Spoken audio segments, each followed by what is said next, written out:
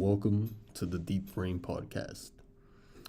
It's February 2026, and I'm your host, Leo, coming to you from the one place on the airwaves and the web where you get the hard truth unfiltered, unapologetic, and unafraid. Right now, the mainstream media machine is in full-blown panic mode. They're spinning up a hurricane of fear right in our own backyard. You can't miss their breathless breaking news banners. Headlines from foreign outlets like the Times of India are screaming, Putin orders Russians out from Cuba before final slowdown with Trump. They want you cowering in your homes. They want you to believe that President Donald J. Trump, through his decisive America First foreign policy, has recklessly pushed us to the brink of a new Cuban Missile Crisis. They are pointing a picture of impending war, of a terrifying standoff between two nuclear superpowers just 90 miles from our shores. But tonight, we're going to pull back the curtain. We're going to arm you with the facts. Because the truth is, what you're seeing isn't a crisis of American making. What you're witnessing is the magnificent, long overdue consequence of a failed communist state crashing against the immovable rock of American resolve. So, is Putin pulling his people out? Yes. But the reason why is the real story, the one they don't want you to hear. Let's get into it. For years, you and I watched in frustration as Washington coddled the despots in Havana. We saw an administration that went on an apology tour, that shook hands with dictators, reopened channels, and got absolutely nothing in return for the American people or the oppressed people of Cuba. They called it engagement. We called it what it was, appeasement. President Trump came into office with a promise. The appeasement is over. He promised to stand with the oppressed, not the oppressor. And for the last several weeks, his administration has been making good on that promise by tightening the screws on the illegitimate communist regime. The media calls it an oil blockade. I call it a long overdue quarantine. For decades, we have watched as the Castro cancer and now its successors have been kept on life support by hostile foreign powers, first the Soviets and now Putin's Russia. This principled pressure from the Trump administration has triggered a severe fuel crisis on the island. This isn't speculation. This is fact, confirmed by outlets from AI Al Jazeera to AOL. The communists, in their predictable state of decay, can't keep the lights on. They can't fuel their tractors. And critically, they can't even fuel the jets at their airports. Because of this systemic failure, international airplanes have been forced to suspend their services. So when you hear that Russia is evacuating its citizens, what that really means is that their so-called ally is such a basket case that Putin has to charter special outbound only flights just to get his people home. It's a logistical nightmare born from ideological bankruptcy. This isn't a showdown. It is a state so rotten to its core that it has become a no-fly zone of its own making. As the White House press secretary rightly said, they are a regime that is failing. Their country is collapsing, and all President Trump had to do was give it a firm push. Now, let's turn our attention to the man in the Kremlin, Vladimir Putin. He loves to project the image of a global strongman, a master strategist playing chess while the West plays checkers, and he certainly tried to put on a show. Just a few days ago, on February 18th, he sat down with the Cuban foreign minister and got in front of the cameras. He puffed out his chest and declared that the new US sanctions are unacceptable. He told the world that Russia will not accept anything of the sort.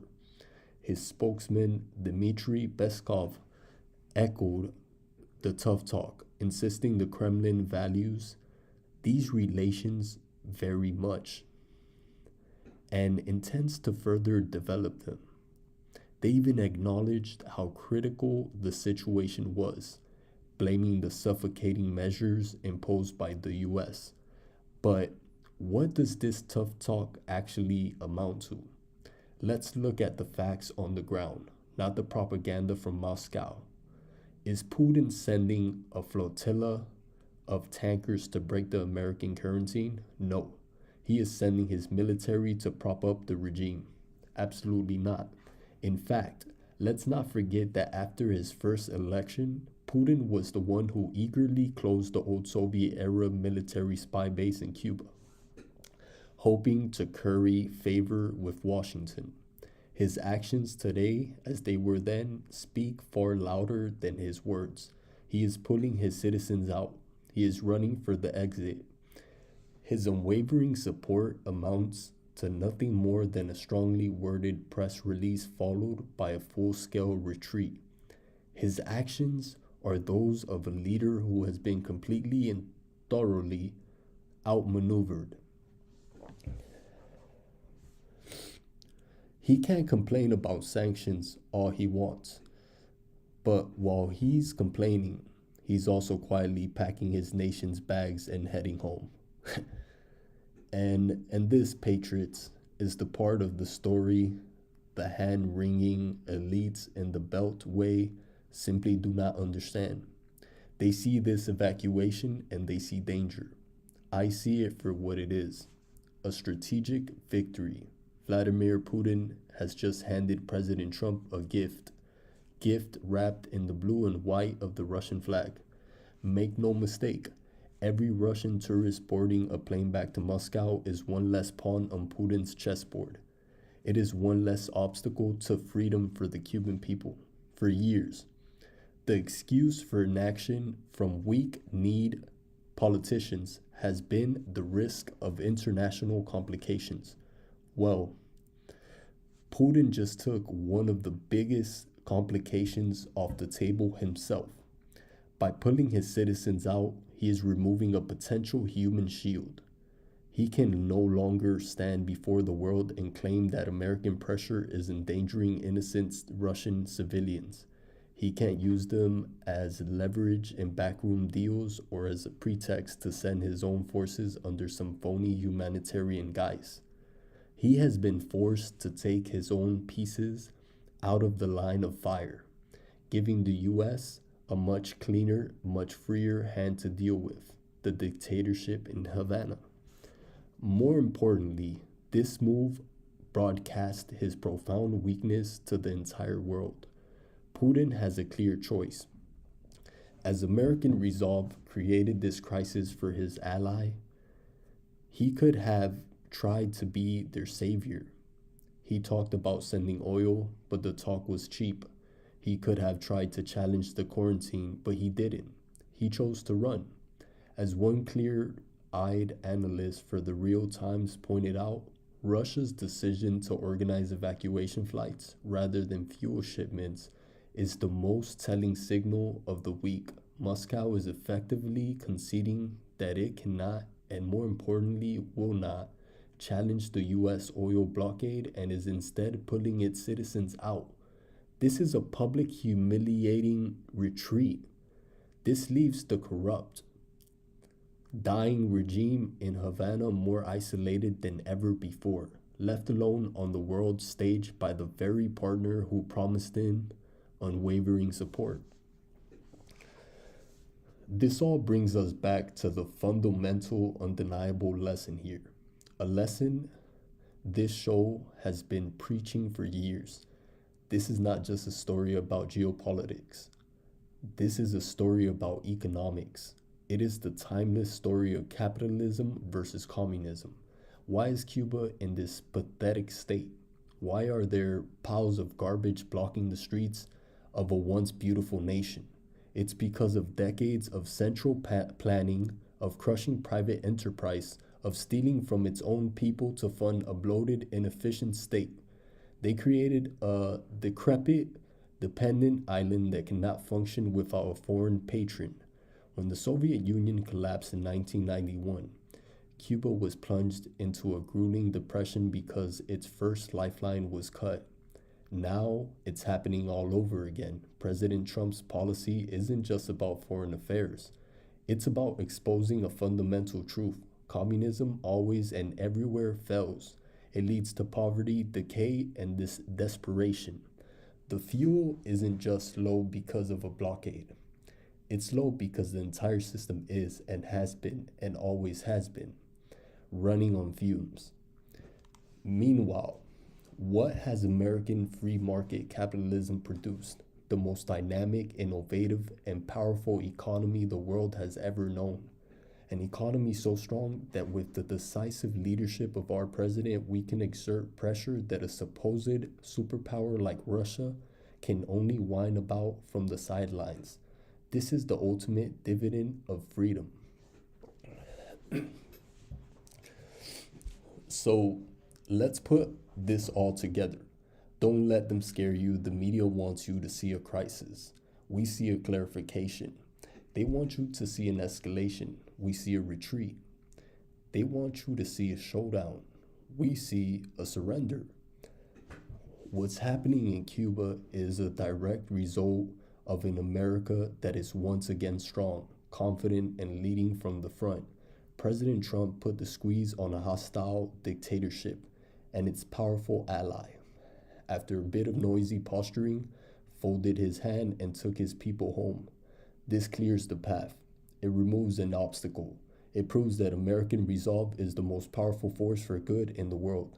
And most importantly, it brings the long-suffering people of Cuba, people who have endured more than 60 years of tyranny, one giant step closer to their day of liberation. This isn't the eve of a new conflict. This is the dawn of a free island. And it's happening because we finally have a president who understands that true, lasting peace doesn't come from appeasement. It comes and has always come through strength.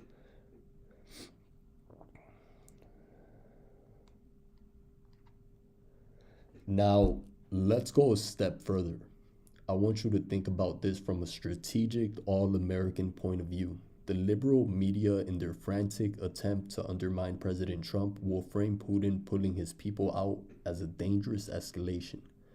They want you to see it as two powers moving pieces on a board, heading for conflict. But let me tell you what's really happening. Like I said before, Vladimir Putin just handed President a gift. Make no mistake. Putin flying his citizens out of the island is a strategic victory for the US. Every Russian tourist boarding a plane back to Moscow is one less pawn on Putin's chessboard. So, by evacuating, he is removing a potential human shield. He can no longer get in front of the UN and claim that American pressure is endangering innocent Russian civilians on vacation. He can't use them as leverage. He can't use them as a pretext to send in his own forces for a humanitarian mission. He has taken his own pawns out of the line of fire, giving the US a much clearer field of action. And that's all I have today for you all. Thanks for tuning in, and see you all on the next one.